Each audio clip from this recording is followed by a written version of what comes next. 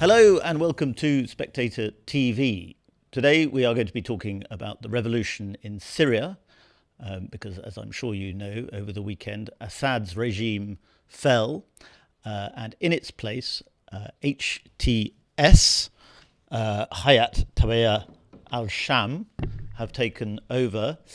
And Western analysts have spent the last 48 hours making large pronouncements about what's going on, but it's quite a fluid and uncertain situation. So I am delighted to be joined by Michael Weiss, who is an editor at The Insider magazine, and our very own Owen Matthews, who is our Russia editor.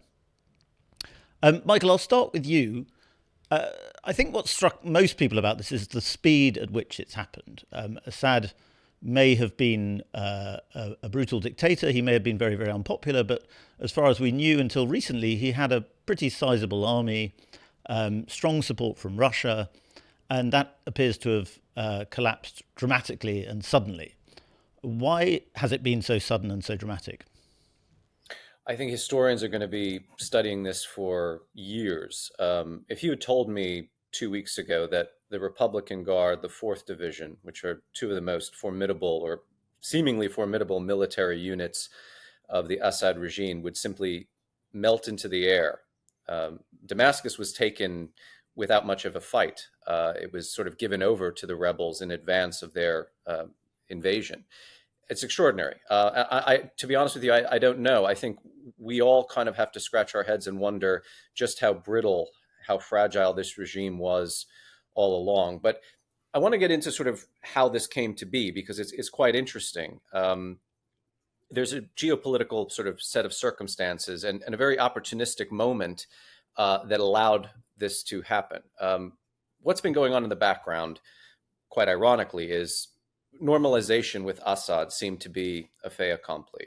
All of the Gulf Arab states had basically welcomed him back in.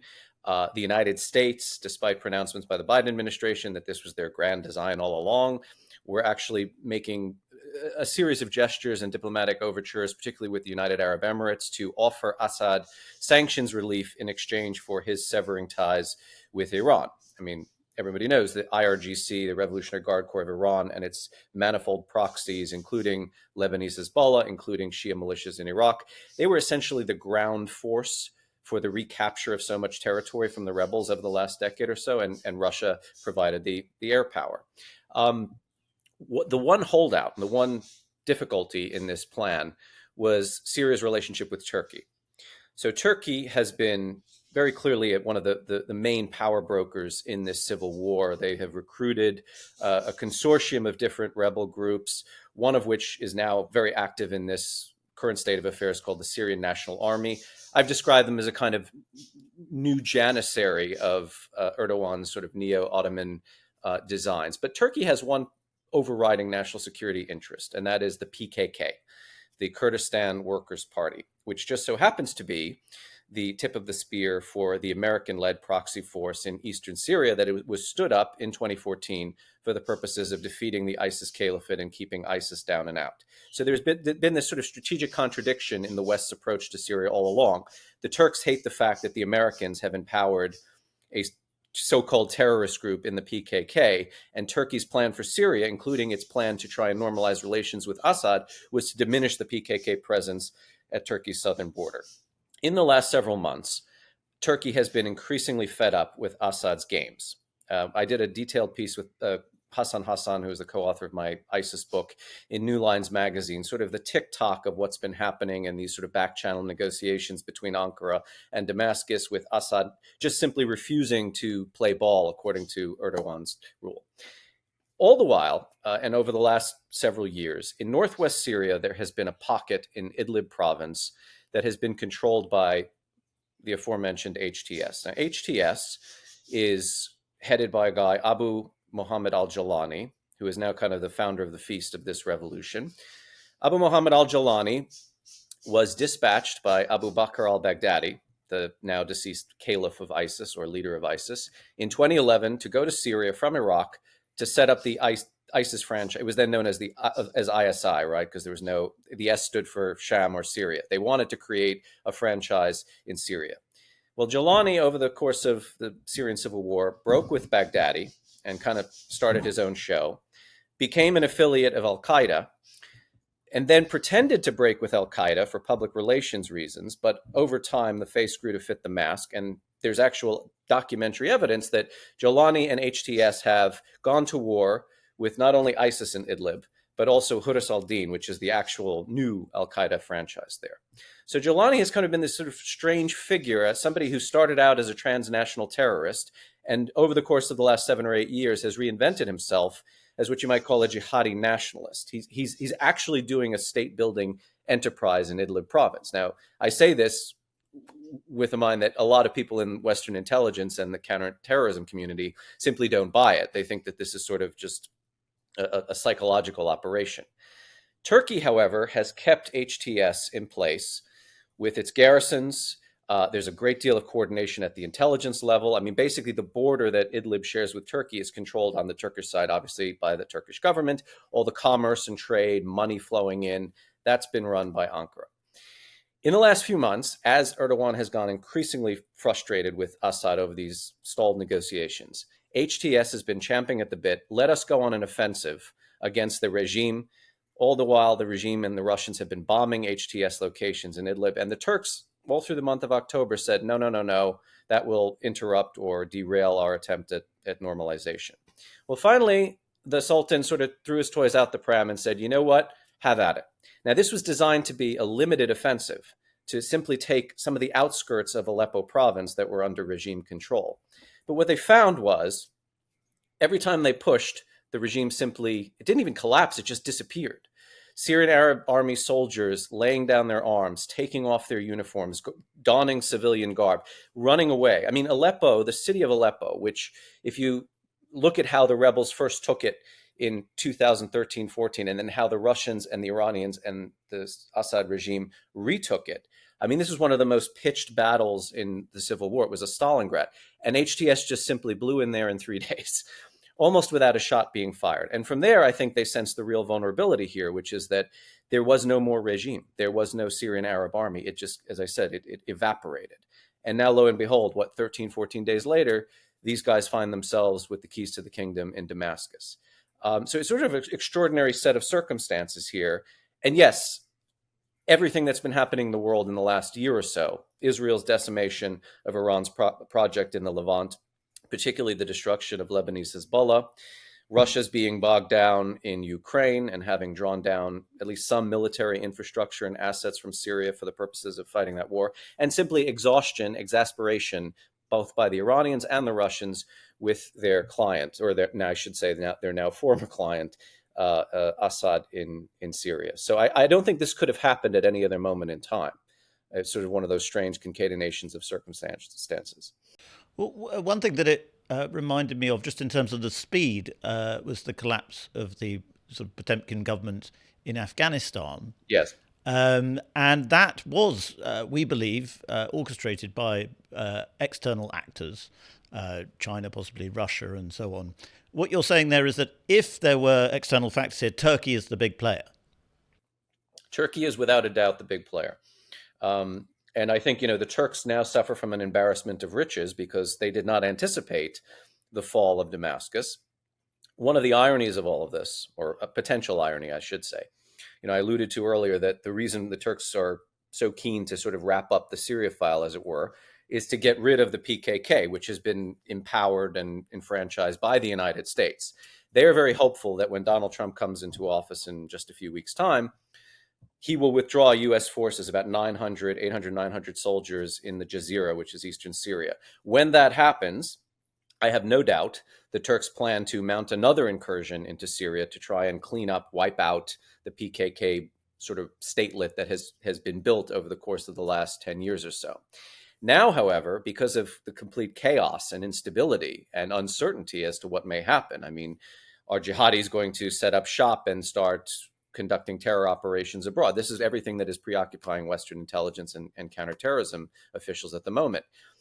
The U.S. might find itself in a situation which it does not withdraw because it's so terrified that ISIS might be able to take advantage of the power vacuum and reconstitute itself. So Erdogan's policy might actually end up backfiring because it was such a catastrophic success.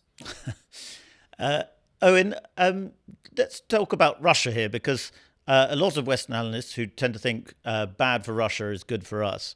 And there's a lot of, I'd say, not quite triumphalism, but something close to it at Putin's humiliation here in Syria. And I mean, it is a humiliation for Putin, is it not?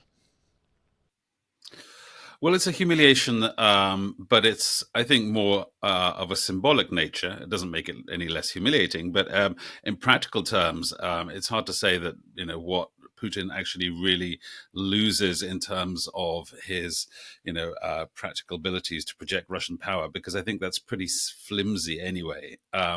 Because the bottom line of Putin's involvement in Syria was an opportunity to cosplay a multi-regional power in the same way that the Soviet Union had been, while in fact actually expending a tiny, tiny amount of blood and treasure on the Kremlin's part. So actually, when you go back to 2015, when that intervention by the Russian Air Force was incredibly decisive, along with the Pasdaran, the Iranian Revolutionary Guards on the ground, as Michael brilliantly explained, the number of Russian warplanes that were in that were deployed at Khmeimim Air Base near Latakia is one squadron, literally 30 planes, 2,000 people on the ground and ground staff. I mean, it was tiny. When you compare it to the absolutely enormous, literally trillions of dollars that the US spent in Iraq and Afghanistan, it's absolutely tiny, small beer. And yet, for that very small investment of troops and planes, there were also several hundred. Arguably up to a couple of thousand Wagner troops on the ground, and so on. But anyway, it's very small beer.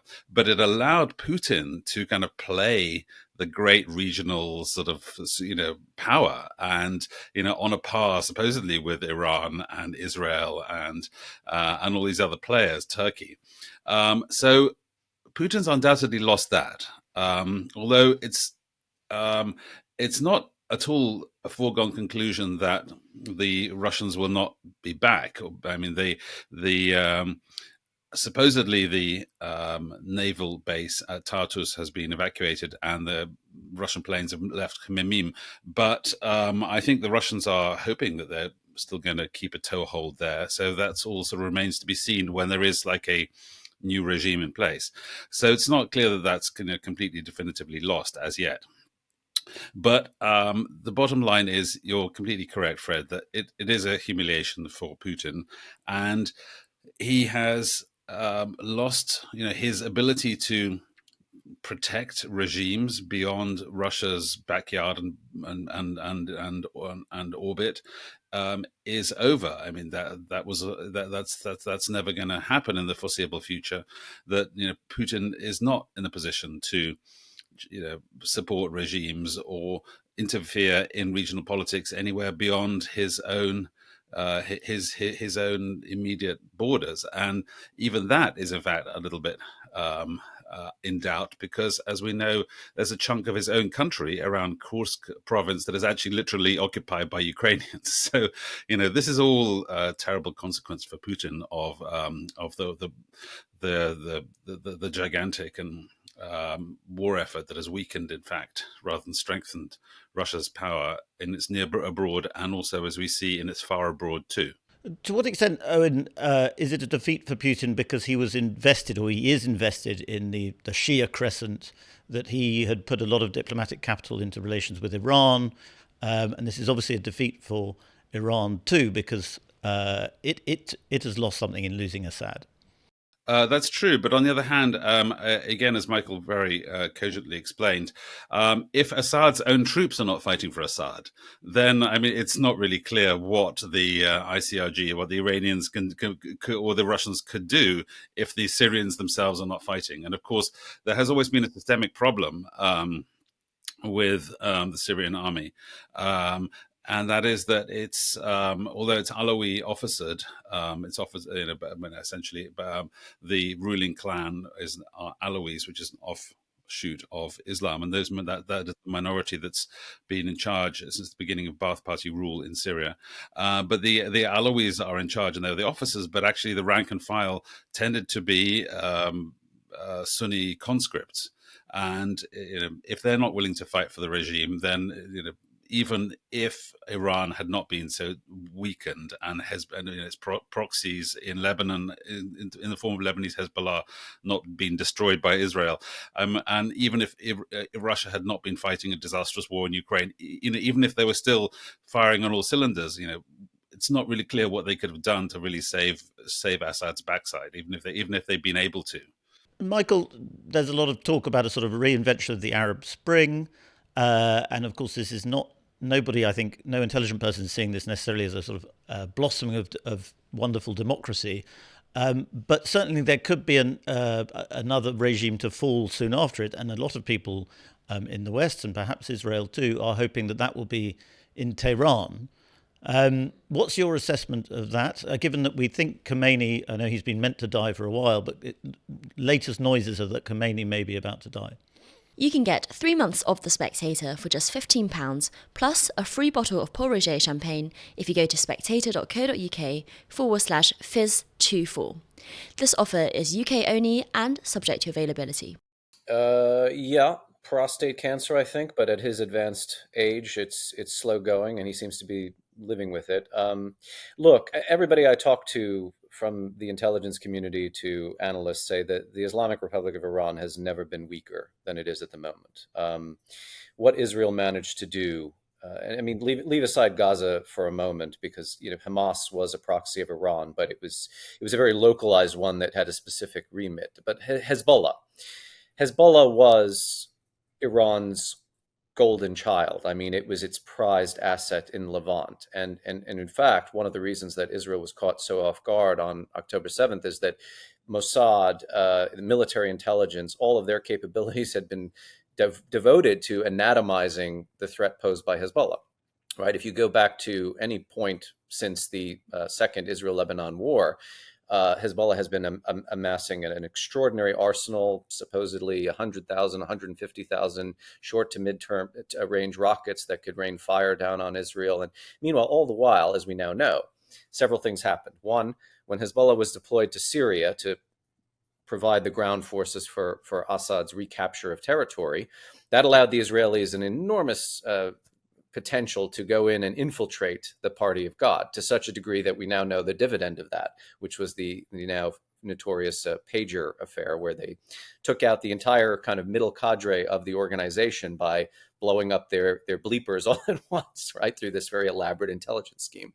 Hezbollah is completely decimated. Its Shura Council wiped out. Its Secretary General, probably one of the most influential figures in the region since Nasser and Saddam Hussein, Hassan Nasrallah, dead, buried under many tons of concrete thanks to an IAF bombardment. Once Hezbollah was defeated like that, and now that Assad has fallen, the IRGC project in the region, the so-called Ring of Fire, has been doused. And I think the Iranians begin to appreciate this themselves. I saw some U.S. media organization quote a senior Iranian official who said the fall of Assad is like the fall of the Berlin Wall. Rather kind of pregnant metaphor for the Iranians to be using, yeah? And also, the Israelis, let us not forget, there have been direct exchanges, kinetic action by the Israeli Air Force in Iran, one of which, an overnight sortie using fewer than 100 missiles, took out all of Iran's Russian-made advanced anti-aircraft systems. So the question is, not if, but when there's going to be some kind of ferment in Tehran and beyond. And, I think if you're Benjamin Netanyahu, your calculation now is this is what we're hoping happens under the Trump administration, because Trump is coming in guns blazing. Remember, the IRGC has put a bounty on Trump's head, or they've inaugurated assassination plots, which the FBI have interrupted. A guy like Donald Trump is not going to forgive or forget that very easily. The campaign of maximum pressure, meaning full enforcement of a sanctions suite from term one, that's probably going to come back. I think that the idea is to try and push and see what happens in Iran. Now, that could lead to its own set of catastrophic or unintended consequences. But I mean, reading the political situation here in the United States and also the kind of bilateral arrangement between Washington and Jerusalem, this seems to be kind of the play. Well, I like your description of for Turkey. It may be a catastrophic success. What's just happened in Syria. For Israel, it's a catastrophic success in the sense that they probably wanted Assad to have some damage at some stage, or to be weakened in some ways, but they probably wouldn't have wanted al-Jalawi to be in charge of the entire country. No, I mean, I think the conventional wisdom to which I subscribe for once is that the Israelis preferred a weakened and predictable Assad in place to the uncertainty. You notice the movements they're now making in the Golan Heights, creating this buffer zone. They're seizing every opportunity to essentially fortify their own borders. They have been launching airstrikes in Syria to take out weapons facilities, including missile systems that belong to the now defunct Assad regime, chemical weapons, which were meant to have been abolished under a deal brokered by the Obama administration with Putin many years ago. The Israelis, I think, are nervous, but they're also kind of cautiously optimistic because, again, there was a decision taken, I would say, halfway through the Syrian civil war. And I wish I could remember the Israeli official who gave this comment, which was the Israelis calculated that Jabhat al-Nusra, which was what HTS used to be known as, ISIS, the threat posed broadly by Sunni jihadism, was a greater threat to them than Iranian expansionism in the region. Well, that is very pre-October 7th thinking. And they have now recognized that Iran was really the sort of the great white whale. So I think what they're going to do is try to finesse the situation.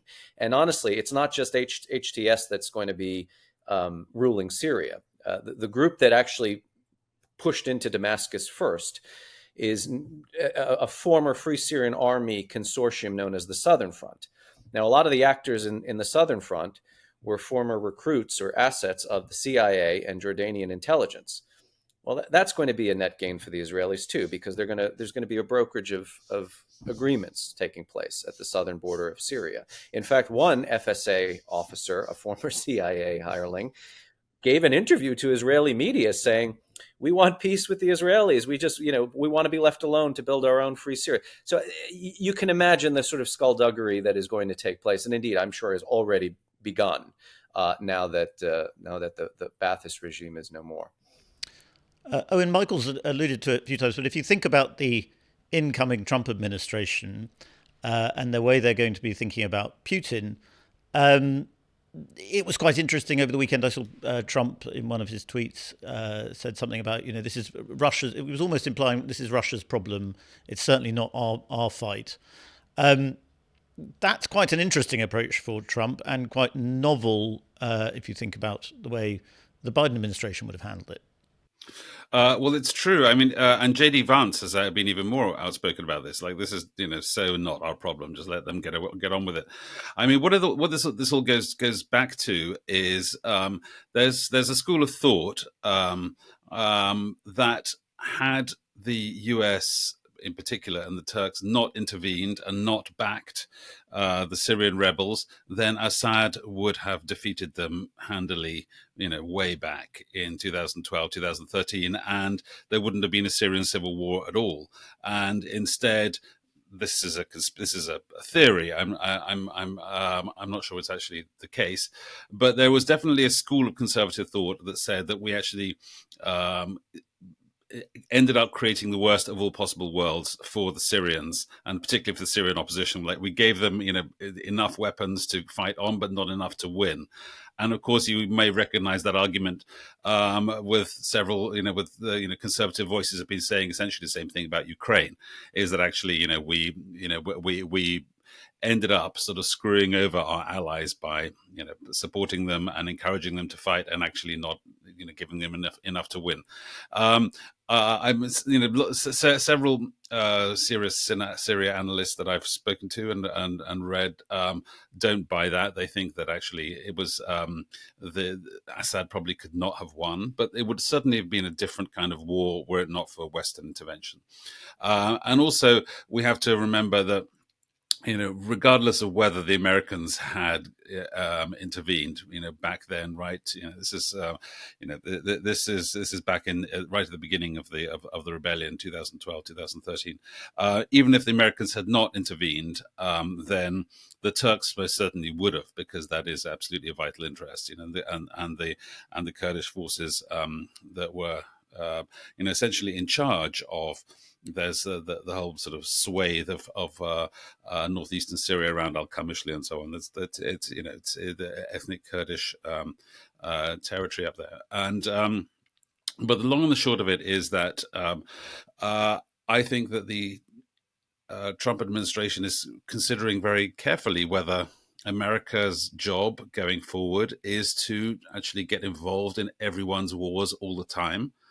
That's actually quite a profound difference. That's a profound debate. And it's something that I think Trump has not taken a strong line on, but Vance, who I think has done much more deep thinking about this, but J.D. Vance has actually been much more outspoken about this new isolationism. And the first, and the first example is, Vance has said, like, Syria, not our problem. The bigger question is how that logic sort of maps onto Ukraine. So, like, is Ukraine our problem? Well, kind of it is, but because if you believe that if you don't defeat Putin in Ukraine, then he's going to continue rolling on. If you think that is Putin's agenda, then it very much is. The Ukraine war is very much the problem for the collective West and America at its head. If you think that it's just a local problem and Putin kind of has a point about being able to has a point about keeping Ukraine out of NATO, even if you don't agree that his methods for fighting against that were acceptable. There are lots of people in the Republican Party and lots of people around Trump that would say that actually, we should stop these interventions, these sort of half-cock interventions that are actually creating much more trouble and instability than they're worth, because they're actually not creating secure outcomes, and they're not really helping ultimately with American national security. Well, and Michael, as you alluded to earlier, that the military presence in Syria then becomes crucial for the Trump administration in terms of what the Trump administration is going to do. And I imagine that the hawks within the Trump administration, Mike Waltz, National Security Advisor being one of them, would be very keen to bring Trump's attention to the potential terrorist threat that could be posed if you don't have a US military presence there in Syria. It's funny. I got off the phone just about 2 hours ago with a current U.S. administration official who was reminding me that Trump and Erdogan, Turkish president, have a very special relationship. They see eye to eye. I think they share certain personality traits. I suspect what will end up happening is the Turks will make Trump an offer to just inherit the file, and he may say, great, have at it. I mean, he did this once before. I can tell you that the people in the administration in term one had concocted this very elaborate plan for Syria. I was sort of colloquially referring to it as the Pepsi challenge. They wanted to create the sort of free Syria that existed in the imaginations of those people who took to the streets and protested the regime in 2011 in the Jazeera, the sort of tribal heartland, and indeed the Kurdish northeast, as an American protectorate, and build up all of the infrastructure and all of the institutions that could not be built in Assadistan. And literally one phone call with Erdogan tore up the entire script, because the Turks ended up invading the northeast. The United States and its forces withdrew, and the Syrian National Army put to the sword quite a lot of Kurdish allies of the US, and this became this ignominious affair. Well, that was a foretaste of what will probably happen. I do suspect that the voices of isolationism, or simply the kind of pro-recessional element in this government, which is to say, the less America does in the Middle East, and probably everywhere, to be honest, the better, will win out. And they'll say, let the Turks sort it out. They're a NATO ally.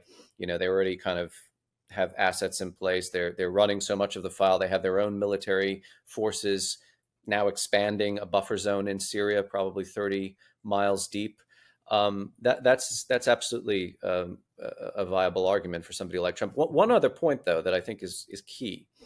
You know, I was covering Syria from 2011 during the Obama administration period, when the conventional wisdom was that there would be an intervention, a direct intervention in the form of a no-fly zone or a safe zone to give some respite to not just Free Syrian Army forces, but above and beyond that, civilians who were being driven out. Remember, Turkey got involved, and Turkey became one of the power brokers because they absorbed 3 million refugees from, you know, their southern neighbor, which had its own impact on populist politics in Turkey, including anti-AKP, anti-Erdogan political elements that were rising and threatening his authoritarian rule.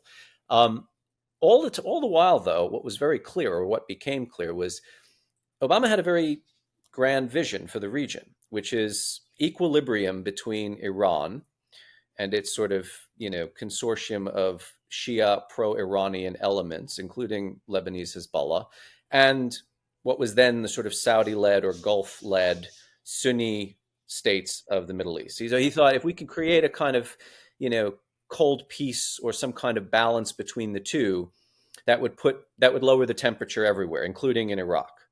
All of that's come undone now, right? What that ended up doing was empowering Iran, giving Iran a sense that, you know, it could project its own power and hegemony throughout the region. And this was done largely at the behest of Qasem Soleimani, the now late commander of the Quds Force. I think his death in 2020 at the hands of the Trump administration, that was sort of the beginning, even before October 7th, for some of the transformations we're now seeing and cataclysms we're seeing in the region. So again, one of the ironies of American foreign policy was we were trying to kind of make nice with the Iranians, you know, create a space in the region for the end of Pax Americana as we know it, and, you know, handing off more to the actual governments in the Middle East.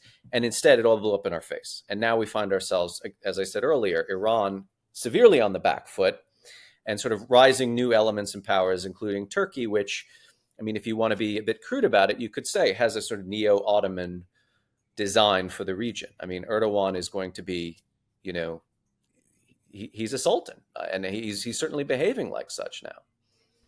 Michael, I think it's generally agreed now that America's invasion of Iraq was a strategic disaster. And one of the main beneficiaries of that disaster was Iran. Now that Syria is imploding, that will be the tension within foreign policy think world in Washington, D.C., as to whether America's better off leaving it alone because Iran seems to be failing all by itself without a lot of American pressure. I think that's certainly a viewpoint. And yeah, I mean, look, Syria is a Sunni majority country that had been run by the Alawite minority for 50 years. It will be Sunni majority run now. The government is very clearly going to, you know, consist of the ethnic majority as in whatever form of consensus politics takes place. That's put Iran in a very awkward spot. You notice what's happening in Iraq as well. You know, so in the dying days of the Assad regime, which, God, it was only a few days ago, there was an outreach everywhere, including to the Iraqi government in Baghdad, because when ISIS blew into Mosul in 2014. One of the biggest calls to rally the nation of Iraq, which was also done by the IRGC, was to create the Hashd al-Shabi, which is this sort of enterprising group of Shia militias. Many of them are simply wholly owned subsidiaries of the Quds Force. The Hashd have become an overweening entity unto themselves. They're responsible for atrocities not just against Sunni civilians, but also against Iraqi Shia, who don't bend to their will. Well, they didn't come in. They weren't the cavalry that saved Assad, because the Iranians and the Iraqis took a decision. This is your affair. You made this mess in Syria. You clean it up. There's also now new elements in Iraqi politics, actually new old elements in Iraqi politics. Muqtada al-Sadr, another big Shia warlord and commander of his own militia, he was very clear at the outset, we're not going to intervene in Syria. I mean, he is also, in a rather Jolani-like manner, reinvented himself as more of a nationalist figure in Shia jihadism rather than the Sunni variety.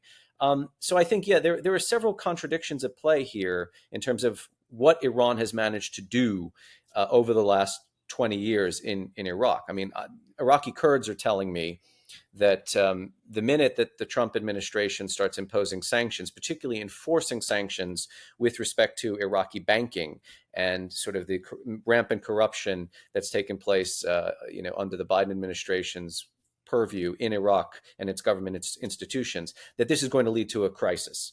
So we could well see the beginning of the end of the Islamic Republic start in Iraq, which is its now, its most prized possession, the only one really it's got left at the moment. But yes, I mean, there's no question, the Bush administration's sort of utopian design was you get rid of Saddam and you get rid of all three tiers of the Ba'ath Party, which had kept the country sort of running. And we will create this American protectorate. We will have this sort of beachhead of democracy in the region, and that will spread like wildfire. And it was such not a catastrophic success, as I mentioned, what happened in Syria under Turkish designs, but a catastrophic failure that we ended up giving Iraq on a silver platter. And so the question is now, where does America go forward? If it simply wipes its hands of the region or tries to, is that going to create a mess, or is that going to create a sort of spiraling series of events that, blows back at us? Or will things actually find their natural level? Accommodations will be reached. And honestly, I mean, this is something that people who were very gung-ho about the invasion of Iraq have belatedly resigned themselves to, that they were wrong, and it's best for America to do far less, because the net effect is less worse than what would otherwise be. It's very interesting what you're saying about these jihadist figures reinventing themselves as nationalists. Is the possibility then that we might be having a sort of a Ba'athist moment, but a jihadist version of it, therefore the Muslim Brotherhood, a kind of Muslim Brotherhood view of how countries can be run, of how power can work in the region, might prevail? Well, this is one of the unforeseen developments of the war on terror. My colleague Hassan wrote a piece about this several years ago, actually, upon the U.S. withdrawal of Afghanistan and the takeover by the Taliban. And that is, the jihadist groups didn't go away. They weren't bombed into oblivion, as everyone thought that they might be.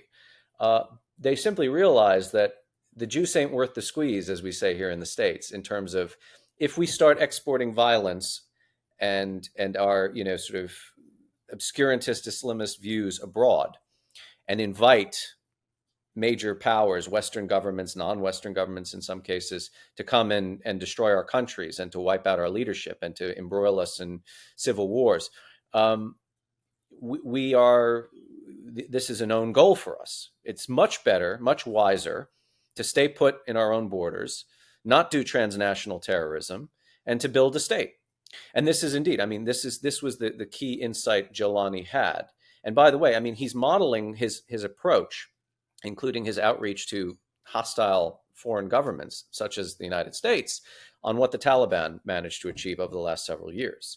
And isn't it interesting? In July, Putin said that the Taliban now is the de facto government of Afghanistan, and they are our ally in counterterrorism, because the Taliban is at war with which organization? ISIS-K, which has been responsible for a series of grisly bombings in Russia, including the Crocus Mall one from several months ago. So Jolani is pushing himself, he's angling himself to be a partner in combating transnational terror, with not only the West, but also the Gulf Arab states who hold him in deep suspicion, especially the Emiratis, the Iraqis, and possibly even the Russians. I mean, there could be a deal struck between HJS and Moscow. In fact, the Russian press is saying that they have offered our forces safe passage out of the hot zone, and that there's so far no attacks on our naval base in Tartus or our airfield in Latakia. So yes, I think that point is worth making, that even jihadis learn that it's necessary to evolve, lest they perish or they lose the constituency that they require to take power.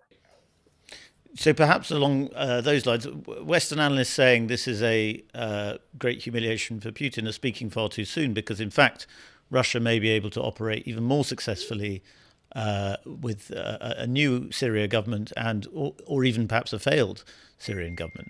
One thing that has happened since Russia intervened in Syria in 2015 is they do use their perch in Syria as a kind of midway point for operations in Africa. So Africa Corps, their interventions in places like Mali, Libya, etc. These jets are often resupplying in Latakia or taking off from Latakia, picking up payloads, etc. So that's something that they I don't think want to squander. And if they can cut some kind of arrangement with HTS to leave, some sliver of influence in that sort of coastal littoral, that is where, the rebels don't have a complete hold on power yet. HTS would prefer that probably to getting bombed round the clock, right? Again, they're very interested in building up what they've spent the last 7 or 8 years doing in Idlib and expanding that throughout the country. Now, again, I don't say this to sort of endorse this project. I'm just describing the state of affairs. And that what they're intending is fraught with all kinds of possibilities for just complete horror, right? I mean, jihadis coming in, being given safe haven, or simply exploiting the internal dynamics in Syria. As I mentioned, HTS does not have complete control over the country. And a good 1/3 of the country, if not more, is still under an American protectorate with a very vulnerable and very ambitious ethnic minority population in the Kurds. So, well, lots of fascinating dynamics at play. Michael, thank you so much for coming on to Spectator TV to talk to us about it. And thank you, Owen.